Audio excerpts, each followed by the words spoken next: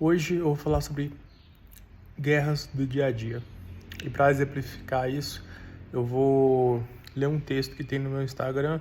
Eu não vou misturar o meu Instagram com o meu YouTube, porque lá no meu Instagram ele é mais comercial. E aqui a ideia é realmente só ajudar, tá bom? Mas tem um texto lá que chama Guerra da Síria. Então, eu vou falar hoje sobre as guerras que a gente enfrenta no nosso dia a dia e como enfrentar essas guerras da melhor forma possível.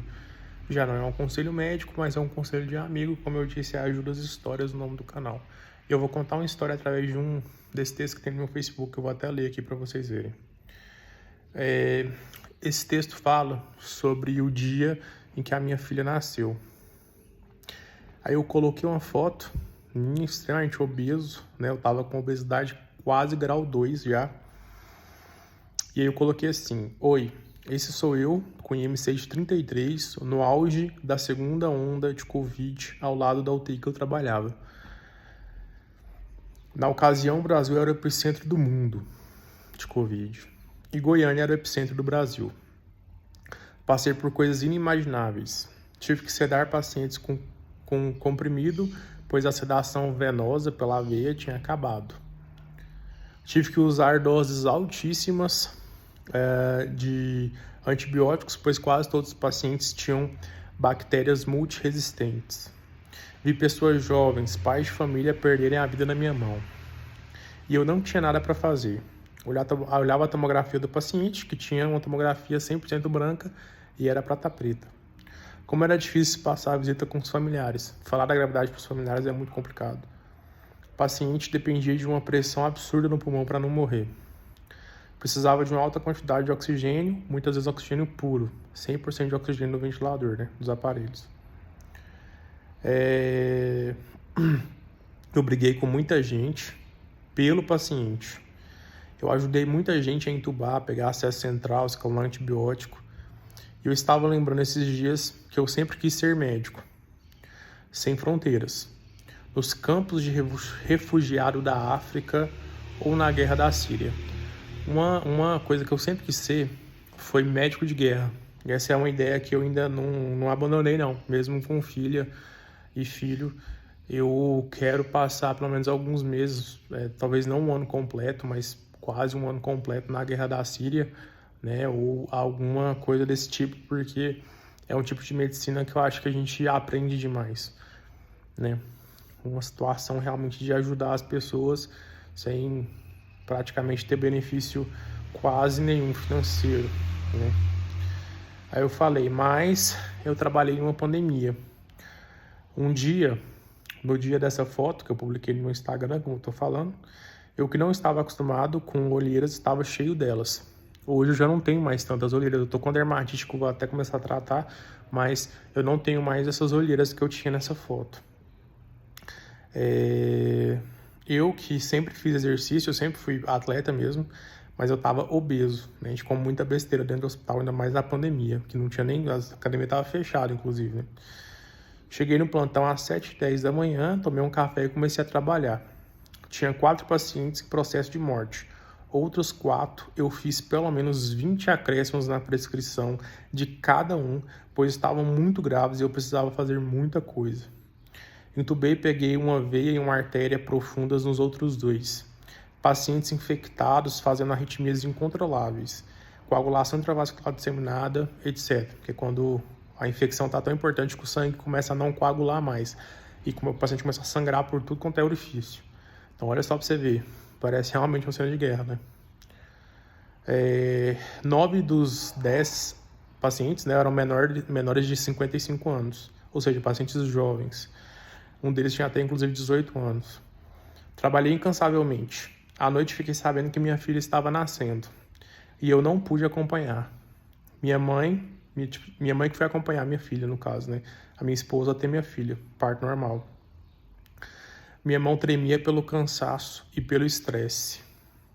Às 5h30 da manhã do outro dia, 22 horas depois, trabalhando seguidamente, sem ir para o repouso, praticamente sem nem tomar banho direito, estava tudo pronto. Eu mexi nas prescrições, estabilizei os pacientes. Dormi 2 horas só, entrei pro repouso, falei, qualquer coisa que precisar, vocês me chamam. As medicações já estavam sendo feitas, estava tudo rodando automático, não precisava mais ficar lá. por 2 horas só. Então, de 24 horas que eu trabalhei, só descansei 2. Daí eu liguei pro meu psicólogo. Ele sabia do meu desejo de trabalhar na Síria. E eu falei para ele, não preciso de ir para a guerra da Síria. A guerra é aqui. A pandemia do Covid, né? Eu nem sei se eu deveria estar falando isso, porque o pessoal aí costuma cortar os vídeos que falam esse assunto, mas eu tive realmente experiências absurdas que me fizeram crescer absurdamente como pessoa nessa pandemia. E o problema é o seguinte, depois que a gente trabalha dessa forma e a gente começa a ter microtraumas na sua cabeça, a gente começa a ficar assim, meio doidão mesmo, sabe? Você começa às vezes ficar um pouco calejado demais para as coisas e outras vezes sensível demais para outras coisas.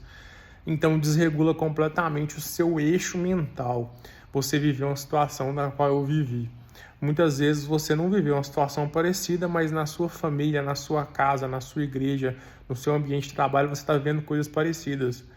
Muitas vezes você está vivendo um assédio moral no seu trabalho, que é uma coisa terrível e que infelizmente é muito comum ainda com mulheres de pessoas em patentes maiores quererem falar coisa com você e tudo mais. Às vezes você está sendo muito pressionada porque o seu filho está mexendo com coisa que não deveria e sai à noite, você não sabe onde ele está, seu coração fica angustiado. Essas guerras, elas são traumáticas para a gente. Eu sou novo, eu sei que muitas vezes vai ter alguém que vai falar assim, mas esse cara novo, o que ele está falando sobre isso, o que ele pode falar? Talvez eu não poderia falar antes dessa pandemia. Depois, eu vou te falar um negócio, eu vivi muita coisa. E não vou disputar quem viveu mais, ou eu ou você.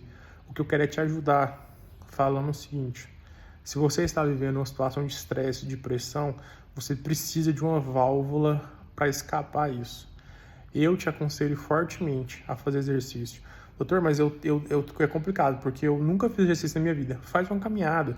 Doutor, eu tenho uma hérnia de disco, alguma coisa. Faz alguns exercícios na piscina, como natação. Tem algumas natações direcionadas para as pessoas que têm problema de coluna. Porque a água ela não deixa o peso pressionar a sua lombar ali, né? A água, a gravidade dela é diferente. Então, você consegue ter um esforço físico muito grande sem precisar de ter uma sobrecarga mecânica na sua coluna. Então, assim, primeira coisa, eu acho que você deveria realmente fazer um exercício físico.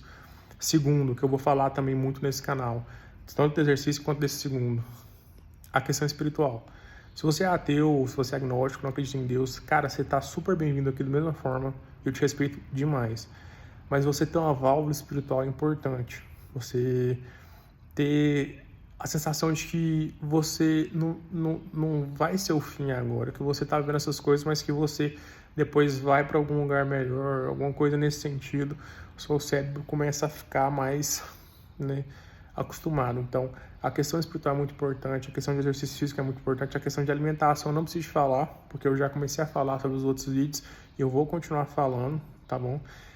Mas além disso, você precisa de saber qual que é a sua principal forma que você está sendo pressionado. No meu caso, eu não tinha como fugir. E graças a Deus a pandemia deu uma esfriada e eu comecei a descansar. Porque o que eu tinha que fazer no meu caso era descansar. Cada um, dependendo do tipo de pressão que ele está sofrendo e o porquê que ele está sofrendo, precisa de ter uma válvula também específica, a principal válvula. No meu caso eu precisava descansar. E hoje em dia eu estou mais descansado, eu estou com um projeto paralelo e tudo mais. Mas para você, qual que é realmente o que você precisa de fazer? Doutor, meu filho está mexendo com coisa errada, não sei o quê. Você tem como internar ele numa internação psiquiátrica ou mesmo numa internação espiritual, igual o pessoal faz, que dá certo, eu sei porque eu tenho um primo meu que já fez. O que você pode fazer para ajudar? Vá atrás de soluções, busque resolver essa situação para poder você sair desse ambiente de pressão, porque você vai estourar. Ninguém consegue ficar com pressão muito alta por muito tempo. Eu já falei, inclusive, se eu não me engano, no primeiro vídeo do canal, se for o seu emprego, Cara, é melhor você ser feliz sem o seu emprego, que às vezes você ganha 4 mil no seu emprego e você sabe que se você sair, você vai com um empregador de 2 mil. É melhor você ganhar 2 mil e ser feliz do que ganhar 4 mil e ser infeliz.